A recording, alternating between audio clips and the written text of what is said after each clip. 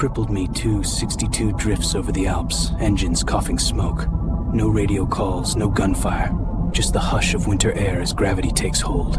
In this silent descent, a chapter was supposed to close.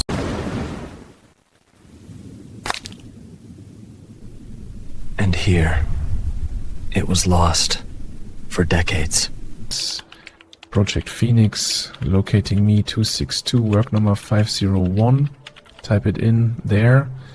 Declassified folder, open files, maps, photographs that scroll, satellite image, red pin, alpine forest, maintenance log, wreckage photo. It's here somewhere, zooming in. The crosshair centers on a narrow alpine valley. Our lead from a mission log misfiled for 70 years. A single pulse in red marks the last recorded position of the Me-262 on the night of May 4th, 1945. The search... Beneath us, the valley stretches like a green corridor between walls of stone and snow. That pale scar on the hillside ahead, there's our target. Pieces of alloy from another century folded into the earth. In minutes, we'll set down beside it and begin the long work. There it is. Just a shimmer through the pines. No bigger than a loose branch. A single panel, folded and scored by time, the paint all but gone. After 80 winters, it still catches the sun like a mirror. The first sign that the noon light over the Alps. Rotor wash presses the grass flat, scatters last year's leaves, and lays the gravel bare. The team is coming in hot but precise. Here in this clearing, a ruined jet has slept for 8 decades. Today, its long journey home begins. The work begins by listening to what survived. Every patch of moss, every hole in this skin tells of the decades it waited here. This is where our resurrection begins. Section 1, port wing. Section 2, forward fuselage. Section 3, starboard wing. 4, nose gear bay. 5, cockpit frame. 6, left engine nacelle. 7, empennage. And so on, every piece. The right wing spar had to be separated where corrosion had turned it into lace. We guide a fine-toothed bimetal blade along the original rivet line, letting the shoe of the saw ride steady. Each stroke peels back 80-year-old aluminum, exposing primer oxide. The Chinook eases power in. You can hear the pitch bite in the blades. The fuselage rises, cables singing until they're bar tight. 80 years of scars dangle beneath 21st century muscle. Listen to the straps humming, the aluminum creaking, the air tearing. Suspended beneath the tandem, rotor giant, the Me-262's fuselage drifts like a relic in a dream, its skin mottled by 70 years of mountain weather. Fabric straps snap in the wind, and the corroded aluminum whispers as the load. Every fragment is finally accounted for. Spread out like a blueprint, the Me-262 shows the scars of 80 winters, pitted alloy, flaking paint, twisted spars. From here, the puzzle becomes clear. Each piece will be catalogued, cleaned, and coaxed. The strut is cradled in foam, every edge accounted for. Bubble wrap closes around it like a soft shell, each pop a tiny confirmation of protection. A strip of tape seals the seam, and the label tells the story. What was once scattered wreckage is now cataloged. After 8 decades of silence, the wreck finally moves again. Each canvas-wrapped section is cradled on its own trailer, chained and braced for the long descent. Diesel hum replaces the wind that once threaded through this fuselage. The convoy eases down the mountain, carrying history toward the workshop. The journey ends here, at the threshold between wreckage and rebirth. Behind these doors, 2 years of steady hands and quiet precision await. The air changes, outside noise. The first layer of protection comes away like opening a time capsule. Every fold of fabric, every knot of jute holds the weight of decades, and beneath, wartime skin. Pitted aluminum, flaking camouflage, rivets rusted to a copper. The red line traces every scar.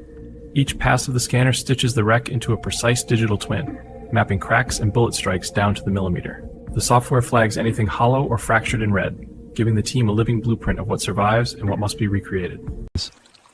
Lowering into the stripper. Decades of primer and wartime paint dissolve almost instantly, fizzing into dark clouds that drift to the surface. Underneath, the spar reveals a uniform, etched gray, clean, bare aluminum, ready for inspection and new protection. The needle scaler breaks through decades of rust, tapping more than a dozen times every second. Watch as the red oxide and tired paint give way, piece by piece, to the original aluminum skin. Underneath, the metal is pitted but sound. A clean silver-gray finish begins to glow. And there, the work number. Each sweep of the nozzle cuts through 70 years of oxide and battlefield grime. The glass beads burnish the alloy to a soft, even matte, perfect for inspection, perfect for life again. Here, the original press lines and the tiny Luftwaffe acceptance stamp return to view. The torch is brought to temperature, sweeping the kinked web of the spar. As the steel turns a deep cherry red, the grain relaxes. Pressure comes in slowly through the hydraulic jig. Listen to the metal yield, and there's the click. Perfect alignment. Straight. Every new panel begins as quiet lines on a blank sheet. Follow the scribe, let the shears do the work. Each bite removes decades of corrosion and replaces it with strength. Fresh skin for an 80-year-old airframe. Passing the sheet through the English wheel, each stroke stretches the grain and persuades the aluminum to flow. Listen to the dry, rolling growl. It's the sound of the curve arriving. Overlap the track. Let the wheels kiss the same path again and again. The first fastener of the Me-262's new skin. A cherry rivet drops into its hole. Set against the old alloy, the gun bites. Listen. That brisk burst folds the shank, forming a perfect shop head.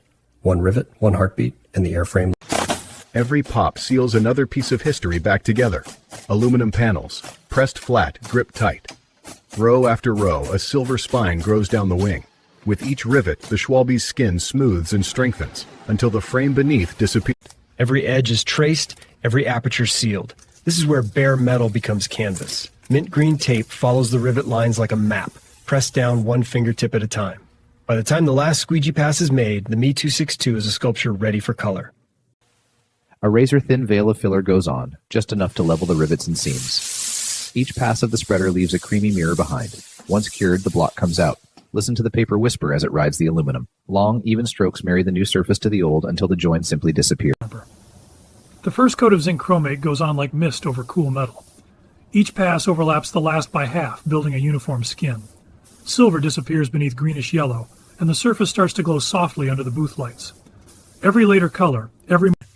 The RLM 76 light blue rolls across the belly like water on glass. Each pass overlaps by half, building a seamless shell over the primer. Listen to the change in pitch. Thin, even, perfectly atomized. Rivets disappear under the wet sheen, but their shadow... The first veil of brawn violet drifts on, warm and earthy against the cooled green. Each pass is slow, the trigger feathered, letting the color breathe into the metal. No tape lines, no masking pattern, just the painter's hand. The decal is floated into position on a thin film of water, guided by the pencil marks. With the rubber squeegee, we press from the center out, chasing every bubble to the edge. Backing comes away clean, and the cross settles flat.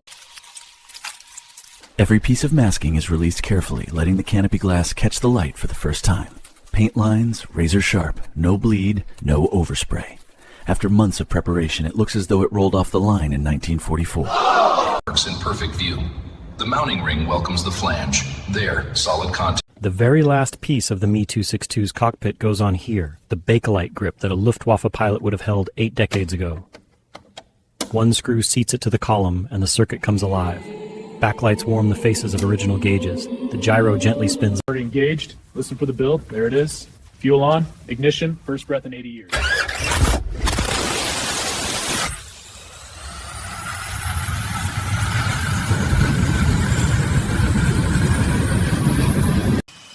The Schwalbe is alive again. Listen to the shallow roar of those twin Jumo 004s, barely above idle. Each bump in the tarmac makes the oleo struts sigh and the tyres complain. Controls are free. Ailerons, elevator,